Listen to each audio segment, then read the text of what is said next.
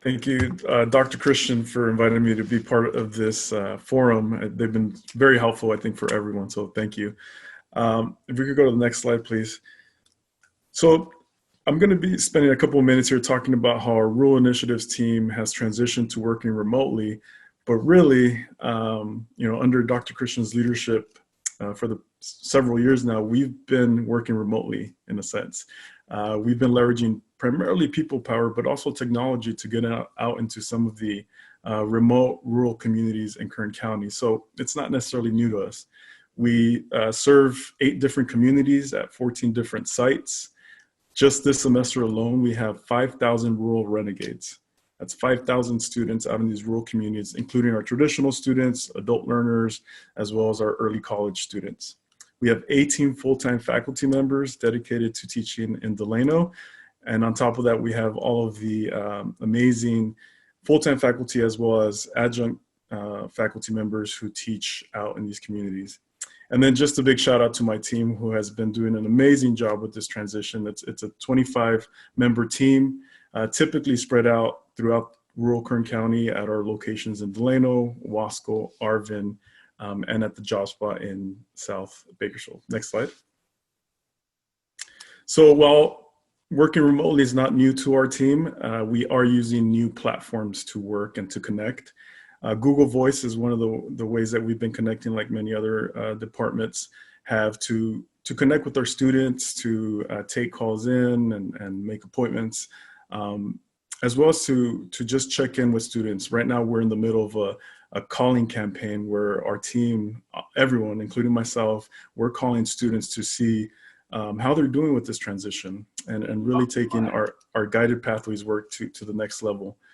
We're also using GroupMe to connect as a team on a daily basis. We check in every morning, say good morning, and get on about our day and just communicate throughout the day.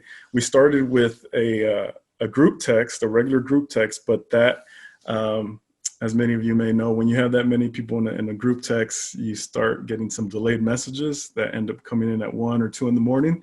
So we decided to go to a better platform, and that's been working great. And then, like everyone else, we've been using Zoom to communicate with our students. We have daily staff check-ins. Our amazing tutoring leads, Monica and Michelle, I've been working with them for at least a couple semesters now about how we can leverage Zoom to offer tutoring at some of our rural communities out of our Delano Center. And so in preparation for that, preparing for that just made this transition a lot easier. So big shout out to them. And then we have a social media presence on Facebook. You can follow us at Bakersfield College Rural Initiatives, where we keep posting any updates that may be helpful to students. We do have some of my younger team members who nudged me and said, hey, Facebook's for old people. We gotta get on some of the different platforms. And so we are taking this as an opportunity to expand our reach into different platforms. Next slide. And so for me, I think working remotely, I believe it's brought us closer together, ironically, and it has gifted us time. In terms of work, we have daily staff check-ins and debriefs. You see how big this team is in the picture there to the right. And we're able to get the entire team together a few times a year at our summer retreat, at our holiday party, maybe a few meetings here and there. But now we're doing it on a daily basis, and that has been amazing.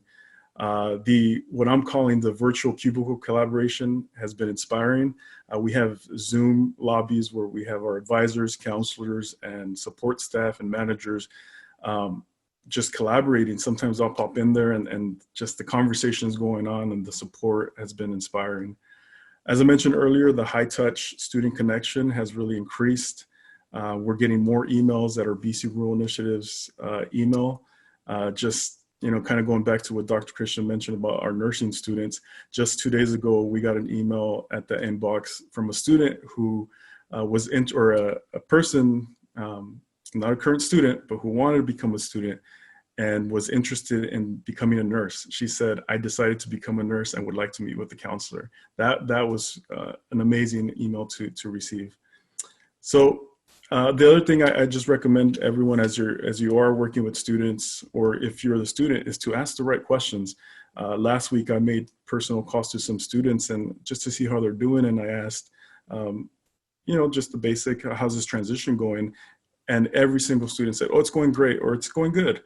And it wasn't until I asked a couple more questions that we realized that it wasn't going great, that they had some technology issues that they hadn't heard from maybe their professor or whatever it may be. And so I think it's important that we ask some deeper questions and not just how people are doing.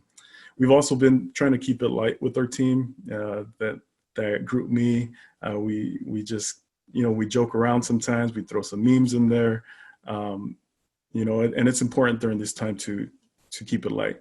And then finally, on the personal side, other than not wearing a tie and dress shoes on a regular basis, for those of you that might see me around campus, I try to wear a tie every day. That's been great. But I think also I've been intentional about leveraging the technology that we're using for work, such as Zoom, to connect with loved ones on a regular basis.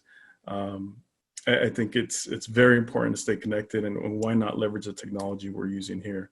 And lastly, just I've personally developed a better awareness already of the I'm too busy mentality. I think we get wrapped up in that, and it has been busy and it has been crazy. But as you can see in the other picture here, I have a new office mate, and he has his laptop out there, and we check emails together. But it's important to disconnect.